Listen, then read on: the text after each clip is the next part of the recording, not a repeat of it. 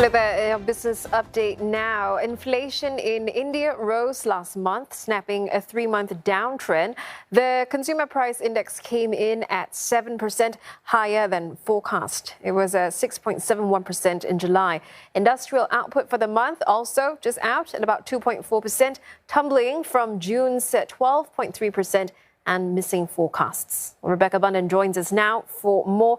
Rebecca, what was the latest inflation numbers driven by, and does it put more pressure on the central bank to hike rates more aggressively?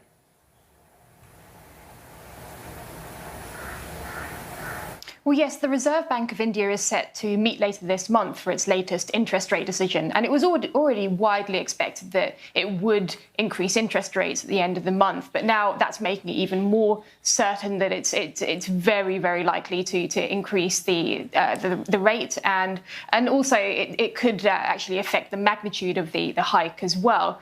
Now, inflation is really uncomfortably high at the moment. The RBI has a target of keeping inflation within 2% and 6%. It's come in at 7%. That's well above its target. So this is really uncomfortably high. And that's largely driven by food prices. Food prices have surged. For example, vegetable prices are up more than 13% according to that August data. Now, the main factors behind that rise in food prices in India is really due to weather conditions. India earlier this year saw a huge heat wave that affected crops. And then this monsoon season as well, we've also seen massive floods in parts of the country, while other parts of the country haven't received as much rain as they would need. And that's affected crop planting. So all of this is impacting food prices. And some analysts are saying that if there's further bad weather to come, which is expected in some parts of the country, that could have a further impact. Now,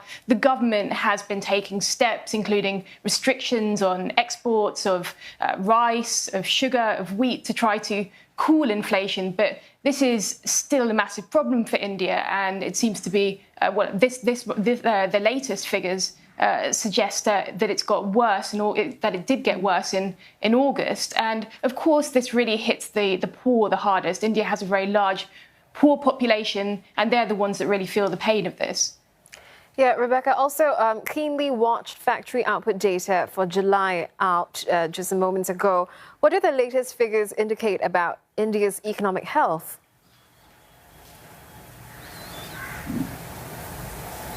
That's right. So policymakers and economists alike have been watching this data as well, the industrial production data, very closely. Now, that tells us something about the manufacturing sector, about the mining sector, and it shows that there was actually a contraction in the mining sector, and the manufacturing sector saw a much slower growth, and that resulted in that figure of just 2.4% growth compared to 12.3% the month earlier. And some of that is due to the fact that there's a base effect. We have to remember that last year, in the earlier months, there was the impact of the second wave of infections. There were a lot of restrictions, then restrictions eased throughout the year. So in some sense, it is expected that there would be, the base effect would have some kind of impact. But actually, this figure of 2.4% is much lower than many analysts had been expecting. And this comes as there are worries about the economy in India as well. And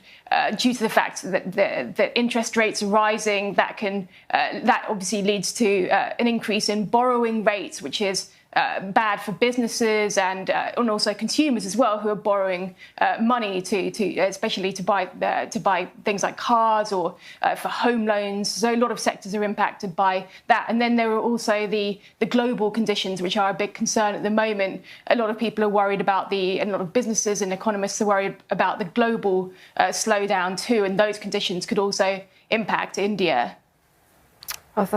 Thanks for that, Rebecca Bundan there in Mumbai.